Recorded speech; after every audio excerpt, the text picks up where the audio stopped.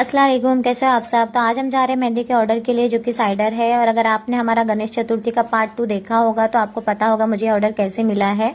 तो हम पहुंच गए हैं अपने लोकेशन पर। ये है भूमि मार्ट में, मलाड भूमि मार्ट में है। ये है डॉल्फिन टावर।